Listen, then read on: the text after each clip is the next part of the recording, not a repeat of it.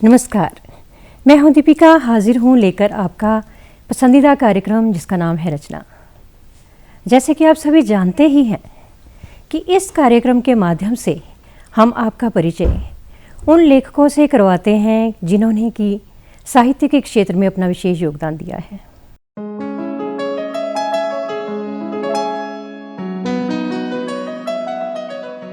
कर्मण्यता के परिचायक एवं कलम के धनी श्री प्रेमवीर जी का जन्म पंजाब प्रांत के जालंधर शहर में हुआ।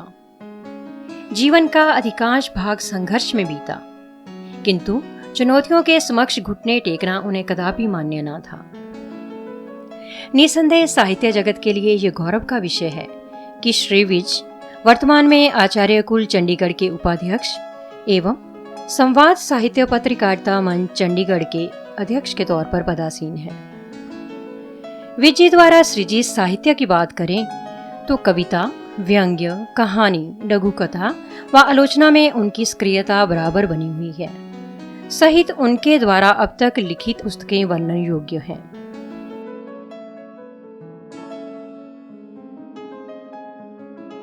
बतौर वार्ताकार जहां श्री विज आकाशवाणी जालंधर, शिमला, रोहतक, पटियाला से नियमित तौर पर जुड़े हैं, वहीं दूरदर्शन जालंधर तथा दिल्ली के दर्शक भी इनसे बखूबी परिचित हैं। सफलता का संपूर्ण श्रेय अपने माता पिता को देने वाले प्रेमवीर जी मातृभूमि के प्रति भी उतने ही समर्पित हैं। तो आइए आपको मिलवाते हैं हमारे आज के मेहमान श्री प्रेमवीर जी से। प्रेमवीर जी, आपका हार्दिक स्वागत है। नमस्कार, सुस्वागतम। दीपिका जी, मुझे अपने आप को पंजाबी होने का बहुत गर्व है। मैं पंजाब से हूँ, जालंधर में मेरा जन्म हुआ, शिक्षा दीक्षा भी मेरी यहीं पे हुई जी। और जिसे कहते हैं जवानी का समय भी मेरा यहीं पे गुजरा जी। और ये रोजी रोटी के लिए मुझे चंडीगढ़ जाना पड़ा जी जी। और चंडीगढ़ का ही फिर होकर निश्चित तौर से वैसे भी कहा गया जो जननी और जन्मभूमि है तो ये सबसे बड़ी है, सबसे बढ़कर है। तो निश्चित तौर पे आपका जो एक दिव्य अनुभूति हो रही होगी मन में आज यहाँ आकर, तो हम इसका स्वागत करते हैं जो अनुभूति हो रही है आपके मन में। सर, ये लेखन जो है इसका बीज कब अंकुरित हुआ? ये जीवन कितना कठिन होता है, महंगाई का कितना प्रभाव होता है जी। तो जो मैंने पहली कहानी लिखी उसका शीर्षक भी महंगाई था जी। कौन सी कक्षा में थे सर आप? लगभग मैं 10वीं में मतलब टीन एज आपकी जो थी उसमें प्रारंभ हो गया ये। हाँ। और सर कैसे मार्गदर्शक आपके कौन रहे, गुरु या आदर्श जिन्होंने लेखन के लिए आपको प्रेरित किया? जिन्होंने दीपिका जी, ऐसा है कि लेखक का जो प्रेरणा स्रोत होता है उसका परिवार होता है जी, जहाँ समाज होता है जी, जहाँ परिवेश होता है। बिल्कुल। तो ये सभी चीज़ों से मैं प्रभावित हुआ। जैसे मैंने को बताया कि मैंने अपने पिताजी को संघर्ष करते हुए देखा था, तो ऐसे ही मैं फिर जब समाज में विचरता था, देखता था, अनेक घटनाएं जो मेरे मन को छूती थी जी। कभी वो कविता बनकर बाहर आती थी, कभी कहानी बनकर, कभी हास्य व्यंग के रूप में, तो किसी न किसी रूप में ये लिखी जाती रही।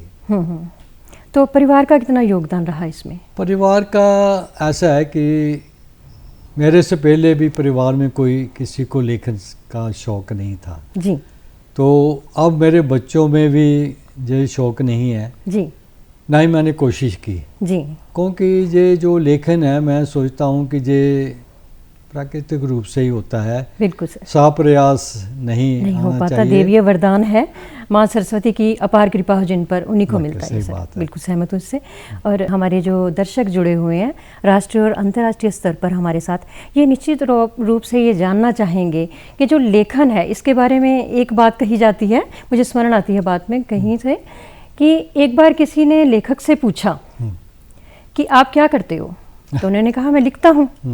तो उन्होंने फिर से प्रश्न उनको किया उल्टे कि नहीं वो तो ठीक है आप लिखते हो, लेकिन आप करते क्या हो। तात्पर्य कहने का ये है सर कि जो लेखन है इसको हम व्यवसाय के रूप में अगर कहें तो आजीविका जो है संभव नहीं हो पाती, जहाँ तक कुछ एक जो उदाहरण हम छोड़ दें उनको छोड़कर जो लेखन से संभव नहीं हो पाता।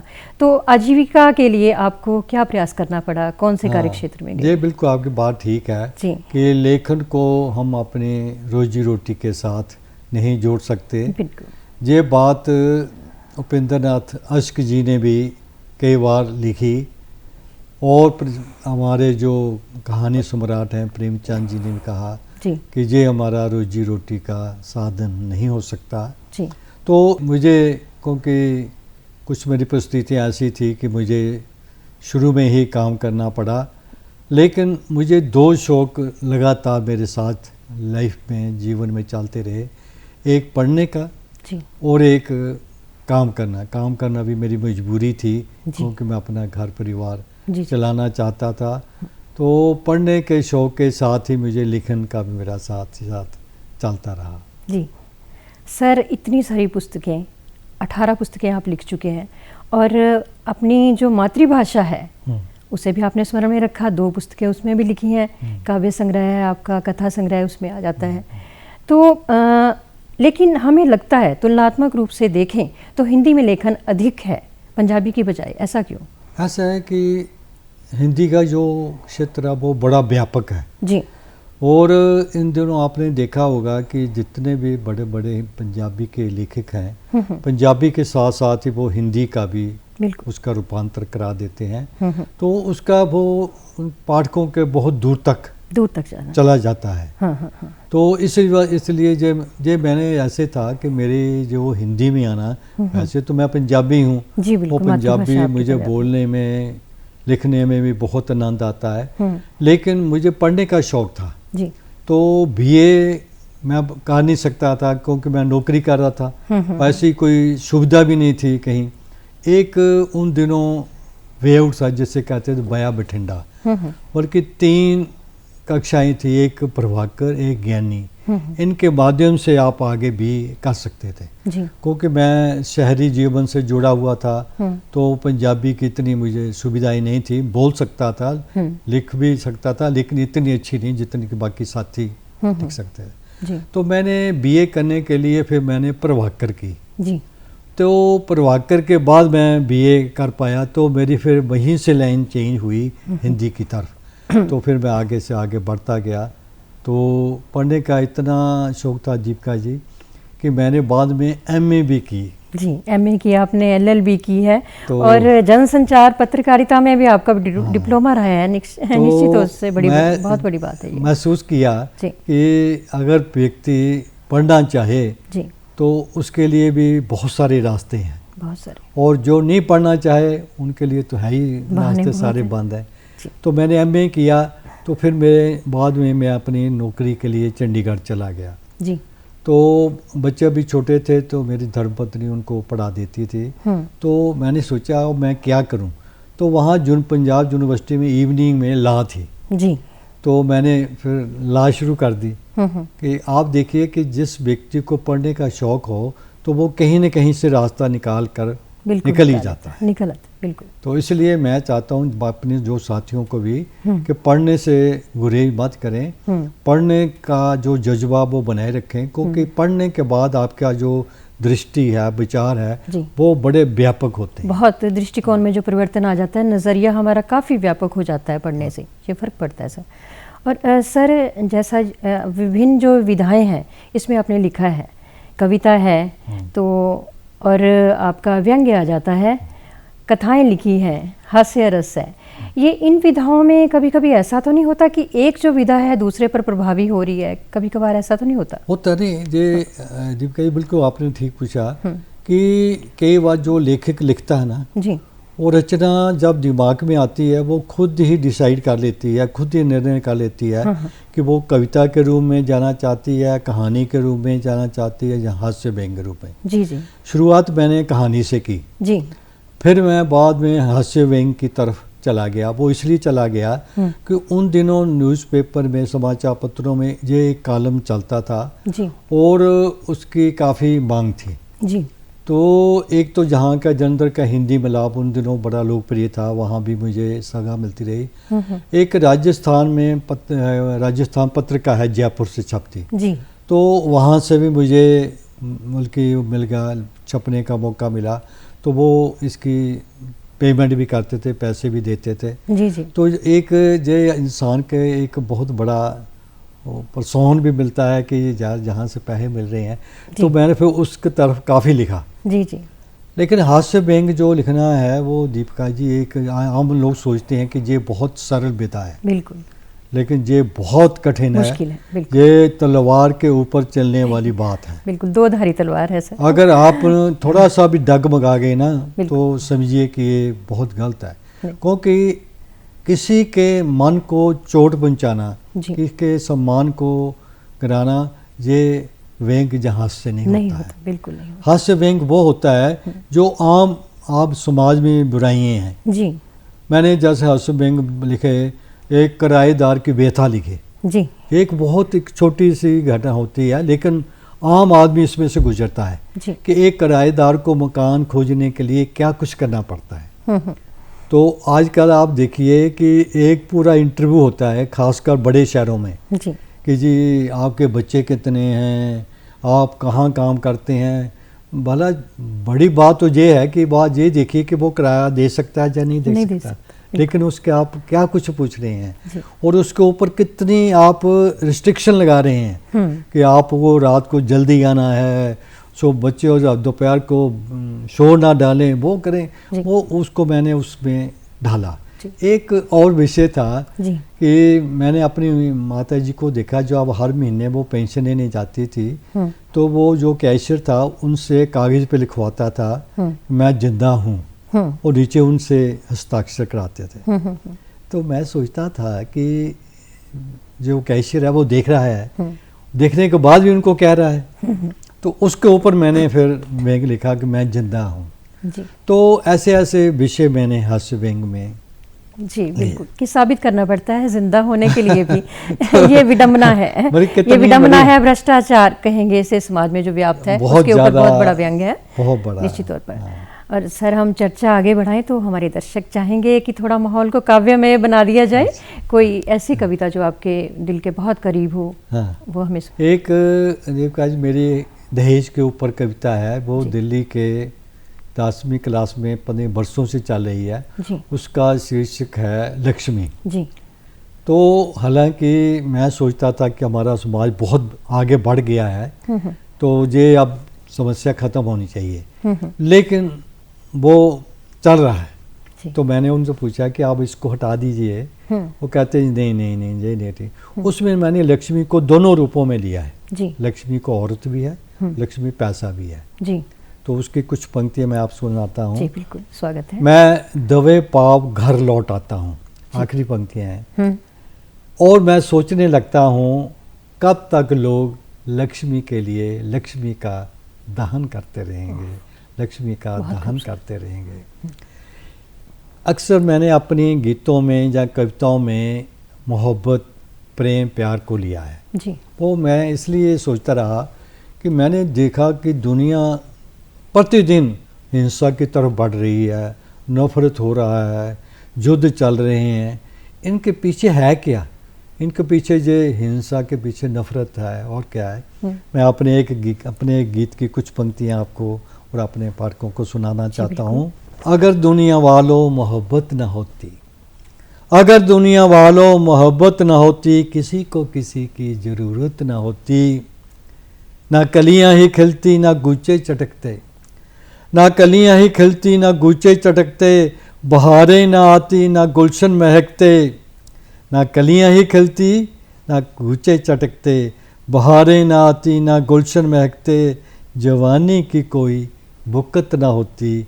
अगर दुनिया वालों मोहब्बत ना होती, किसी को किसी की ज़रूरत ना होती। वाकई सर, मोहब्बत है तो मोहब्बत में ही खुदा है, सब कुछ उसी में बसता है। तो हमारे मंदिर मस्जिद सब कुछ मोहब्बत में ही है। हाँ। इंसान इंसान से मोहब्बत कर ले तो इससे बड़ी बात कोई हो ही नहीं सकती सर। नफरत बिल्कुल कभी सही हो ही नहीं बात। सकती संसार में। बहुत खूब सर। सर ये लेखन में जो आपका है, जब लिखा जाता है कोई भी चीज़ हम लिखते हैं, रचना करते हैं, तो उसमें ये कहीं ना कहीं अतिरिक्त जो समय है ये उसकी मांग करता है। लेखन के लिए हमें चाहिए एक माहौल बनाना पड़ता है वैसा। तो कहीं ना कहीं हमारे सामाजिक जो दायित्व होते हैं और परिवार से भी जिम्मेदारियां जुड़ी होती हैं, उनका भी निर्वहन करना वो भी आवश्यक हो जाता है। तो इन सब में लेखन, परिवार और समाज, इसमें कैसे सामंजस्य जो है वो आप स्थापित करते हैं? दीपिका जी, बिल्कुल आपने ठीक पूछा जी कि जब मेरे बच्चे 8वीं से आगे चले गए तो मेरे लिए एक बड़ा धर्म संकट हो गया कि मैं अपना लेखन चलाऊं जहाँ बच्चों को देखूं। जी। तो धर्मपत्नी तो अब उसकी मदद नहीं कर पा रही थी। तो फिर मैंने तब निर्णय लिया कि लेखन को थोड़ा सा अब विश्राम दे दिया जाए। जी। अगर मेरे थोड़े से प्रयत्न से बच्चों का कैरियर बन सकता है तो उनकी तरफ, तो मैंने थोड़ा सा उनको उनकी पढ़ाई में जी वक्त देना मदद शुरू कर दिया। उसमें मदद ये होती है कि आप बच्चे को पूछते हैं, उससे बात करते हैं कि कौन सी कमी है, क्या करते हैं, जो ये भी बहुत ज़रूरी काम है, आती है। ज़रूरी है ये। एक मैं कहूँ कि पता नहीं बाकी बच्चों की तरह मुझे भी अपने माँ बाप से बहुत लगाव रहा। ये वो परमात्मा है, ये भगवान है जो ज़िंदगी में एक ही बार मिलते हैं। बिल्कुल सर, बिल्कुल। उसके बाद नहीं मिलते। मैं सोचता था कि ये मंदिर में जाकर भगवान को पूजने के बजाय इनकी को ना पूजा की जाए। बिल्कुल सर। तो उनको मैंने काफ़ी कोशिश की कि उनको देखभाल की जाए। जी। तो आपको जानकर खुशी होगी कि मेरे पिताजी 99 के, उनकी 99 साल की उम्र तक मेरे साथ रहे और मेरी माँ 103 साल की तक मुझे आशीर्वाद देकर। जी जी जी। और एक बात मैंने और भी महसूस की, मैं अपने साथियों को भी कहना चाहूँगा कि जो माँ बाप का आशीर्वाद है, जी, जो माँ बाप की दुआएं हैं, जी, उनका कोई मुकाबला नहीं सर। ये मैंने खुद भोगा है। जी। मैं तो खुद साइंस का स्टूडेंट रहा ही नहीं, क्योंकि मुझे साइंस पढ़ने का मौका ही नहीं मिला। जी जी।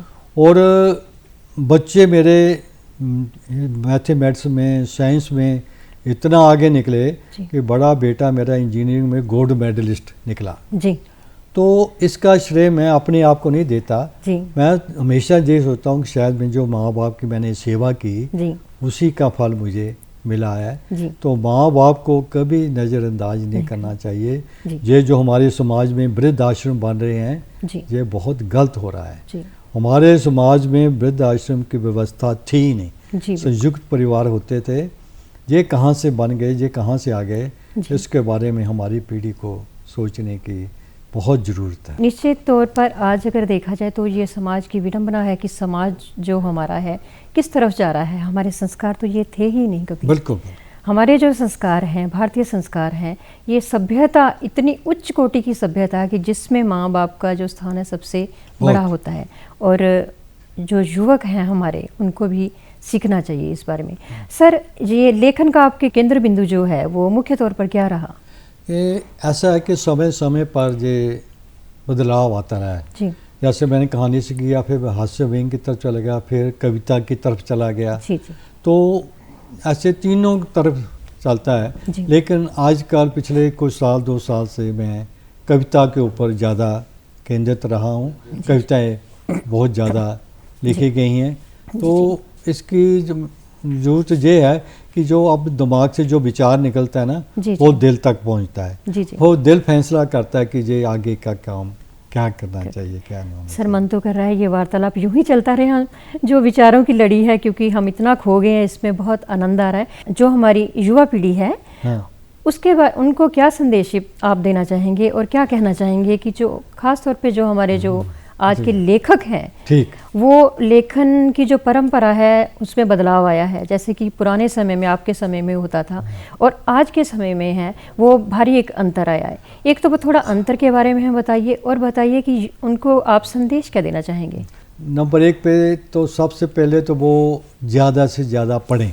जी पढ़ने का शौक़ होना बहुत ज़रूरी है। जी। आप जब दूसरों की रचना पढ़ेंगे, चाहे आप बड़े साहित्यकारों की पढ़ें, आपको जानकर बड़ी आश्चर्य होगा कि मैंने जितने भी बड़े बड़े प्रेमचंद जी के सभी उपन्यास पढ़ दिए, उपेंद्रनाथ अश्विनी जी के पढ़ दिए। मैं अभी भी मैं जब कभी मार्केट में जाता हूँ तो मैं देखता हूँ कि कोई जो बुक्स की दुकान नज़र आ जाए, कोई मैगजीन की नज़र आ जाए, तो मैं उनको खरीदने की कोशिश करता हूँ।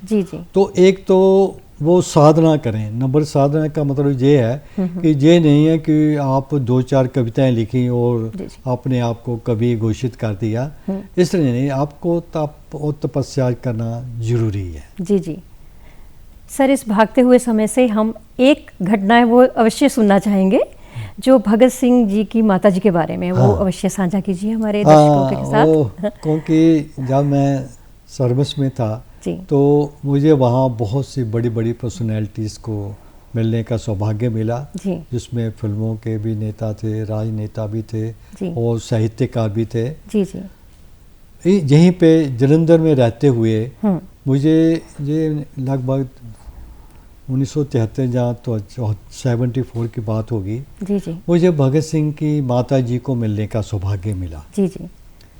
तो दीपिका जी, मैंने अपने आप को धन्य महसूस किया। जी जी। जब मैं उनको मिलने गया तो लगातार मैं 4-5 मिनट सिर्फ उनको देखता रहा। जी। उनका नाम था विद्यापति जी, लेकिन उनको प्यार से बेबी जी कहते थे। तो साथ में उनकी बेटी थी अमरजीत कौर जी। जी जी।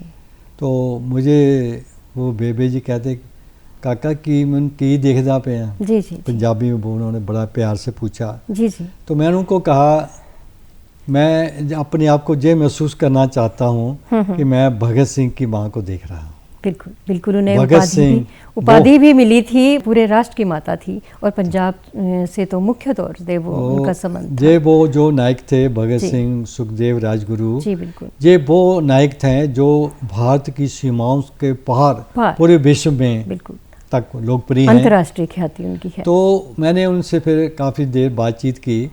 तो उस बातचीत का एक छोटा सा अंश आपसे को बताना चाहता हूँ।